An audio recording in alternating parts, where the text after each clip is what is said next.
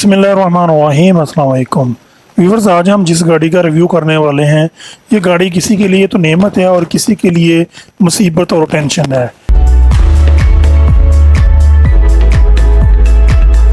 और अगर तुम लोग नए हो तो सब्सक्राइब करो, वो जो लाल वाला बटन है उस पर फूट फेंक के मारो या फिर मोमबत्ती, मुझे नहीं पता, बस क्लिक हो जाना चाहिए।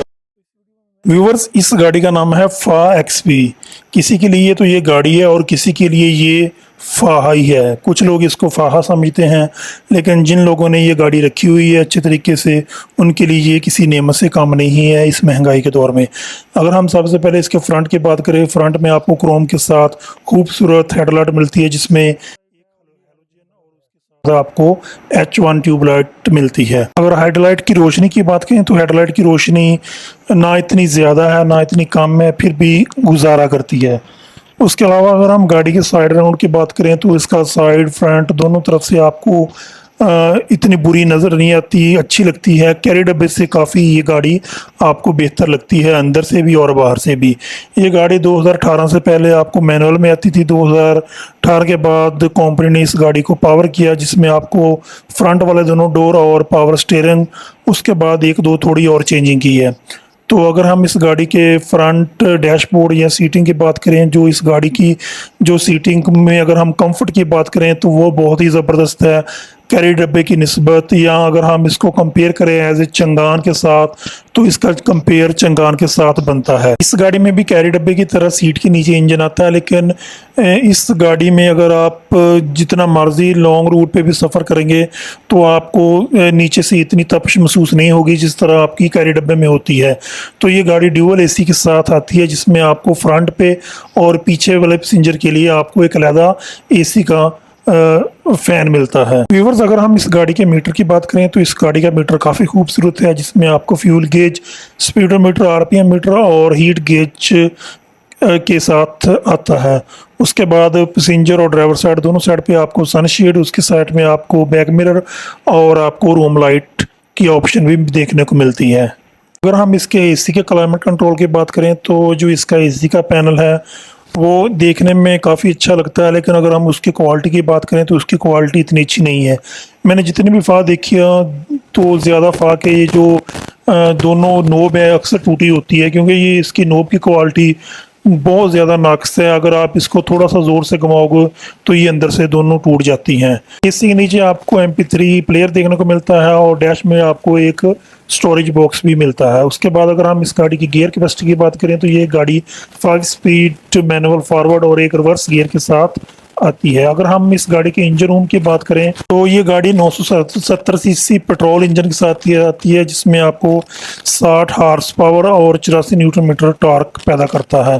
तो अगर हम इसके इंजन की क्वालिटी की बात करें तो अगर आप इसी के इंजन को केयर के साथ रखोगे तो ये 1,70,80,000 किलोमीटर ईजी चल जाता है। अगर आप इस गाड़ी में इसका जो एयर फिल्टर या कोई और इंजन ऑयल जल्दी चेंज ना करोगे तो ये गाड़ी का इंजन 70-80 हज़ार के बाद ये धुआं मारना शुरू कर देगा।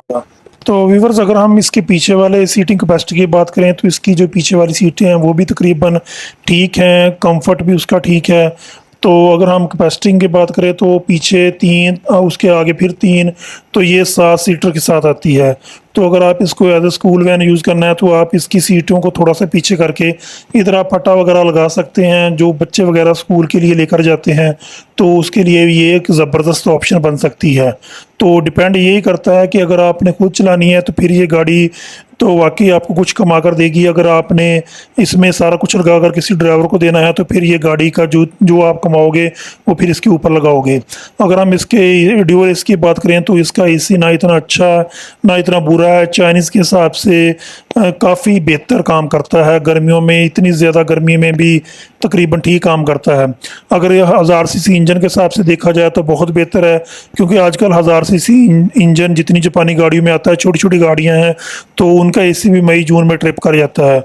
तो ये फिर 1000 सीसी या गाड़ी है, उसके बाद इतना बड़ा कैबिन है तो उसको ठंडा करना थोड़ा मुश्किल होता है, लेकिन फिर भी इसका जो एसी है बेहतर है, इतना बुरा नहीं है। कि जो पीछे वाला बेड है उसको आप फोल्ड भी कर सकते हो एक्स्ट्रा वगैरह सामान रखने के लिए। उसके बाद पीछे आपको 2 स्पीकर देखने को मिलते हैं। उसके बाद एक ब्रेक माउंटेन लैम्प मिलता है। उसके बाद अगर हम इसके पावर एडिशन की बात करें तो पावर एडिशन में इधर आपको एक रूम लाइट देखने को मिलती है। तो स्लाइडिंग डोर के जो मिरर हैं वो आप स्लाइड कर सकते हैं आगे पीछे, जिस तरह कैरी डब्बे वगैरह में होते हैं। तो चंगान के तो आप ऊपर नीचे कर सकते हैं ये, लेकिन ये सिर्फ आप स्लाइड कर सकते हैं इसके एक शीशे को आगे पीछे। व्यूअर्स, ये गाड़ी ड्यूअल एसी और यूरो 4 टेक्नोलॉजी के साथ पाकिस्तान में लॉन्च हुई थी। अगर हम इस गाड़ी के रीसेल की बात करें तो इस गाड़ी की रीसेल आज से 2-3 साल पहले तो बिल्कुल ना होने के बराबर थी, लेकिन अब जैसे ही गाड़ियों के रेट ऊपर गए हैं तो इस गाड़ी की सेल में काफ़ी हद तक इजाफा हो गया है। अब ये गाड़ी आपको जो अच्छी कंडीशन है वो बहुत कम मिलती है, तो ज़्यादातर आपको ये गाड़ी रफ यूज़ मिलती है। अक्सर लोगों ने इस गाड़ी को कैरी डब्बे की तरह चलाया है, तो कुछ लोगों ने ये इस गाड़ी के साथ बहुत ज़्यादा जुल्म किया, बहुत ज़्यादा तबाही फेरी है। तो अगर हम इस गाड़ी के स्पेयर पार्ट की बात करें तो इस गाड़ी के स्पेयर पार्ट बड़े शहरों में इजी मिल जाते हैं, छोटे शहरों में मुश्किल बनती है। ऐसे मौके पर जब आपकी गाड़ी को कोई नुकसान हो या आपकी गाड़ी को ख़राब हो जाए तो आपको स्पेयर पार्ट की ज़रूरत हो, तो छोटे शहरों में लिए ये इसका बहुत ज़्यादा मसला बनता है स्पेयर पार्ट का। जिस तरह आपको कैरी डब्बे के स्पेयर पार्ट हर जगह मिल जाते हैं, इस तरह इस गाड़ी के स्पेयर पार्ट आपको छोटे शहरों में बिल्कुल नहीं मिलते। अगर मिलते हैं तो थोड़े बहुत महंगे मिलते हैं। तो उसके बाद अगर हम इस गाड़ी की ओवरऑल परफॉर्मेंस की बात करें तो इसकी परफॉर्मेंस हम चंगान के बराबर तो नहीं कह सकते हैं, क्योंकि चंगान को काफ़ी अपडेट कर दिया है, लेकिन कैरी डब्बे से काफ़ी हद तक बेहतर है, लेकिन सुजुकी एवरी से भी काफ़ी हद तक बेहतर है। सुजुकी एवरी आपको 24-25 लाख की मिलती है, लेकिन ये गाड़ी आपको 18 मॉडल 8 से लेकर 8.5-9 तक मिल जाती है। वो डिपेंड करती है कि इसकी कंडीशन क्या है। अगर तो आप इस गाड़ी को लेने का इरादा रखते हैं तो मेरे चैनल पर इस गाड़ी के मतलब काफ़ी इन्फॉर्मेशन है FA XPV के मतलब, तो आप वहां जाकर भी देख सकते हैं। लेकिन अगर आपने इस गाड़ी को परचेज़ करना है और आपके माइंड में है कि मैंने ये गाड़ी लेनी है, क्योंकि ये गाड़ी हर बंदे के बजट में इजी आ जाती है, तो बेहतर ये है कि आपने किसी जाके मैकेनिक से मशवरा करना है तो आपने अल्लाह के भरोसे पर आप इस गाड़ी को ले लें। ये गाड़ी इतना भी तंग नहीं करती, लेकिन जितना मैकेनिकों ने इसके बारे में मशहूर किया हुआ है। अगर आपको ये मैकेनिक अच्छा मिल गया फिर तो ये गाड़ी आपके लिए नेमत है। अगर आपको कोई कैरी डब्बे वाला मैकेनिक मिल गया जिसने सारी उम्र कैरी डब्बे पे काम किया तो फिर ये गाड़ी आपको धोखा ही देगी, रास्ते में जलील करेगी। क्योंकि जो मैकेनिक कैरी डब्बे पे काम करते हैं उनको इस गाड़ी की समझ नहीं आती, क्योंकि ये गाड़ी कंप्यूटर सिस्टम है और 6-7 सेंसर के साथ आती है, तो इसलिए इस गाड़ी को समझना बहुत मुश्किल है। वीडियो अच्छी लगी हो तो लाइक कीजिएगा, शेयर कीजिएगा, अपना बहुत सारा ख्याल रखिएगा। अल्लाह हाफिज़।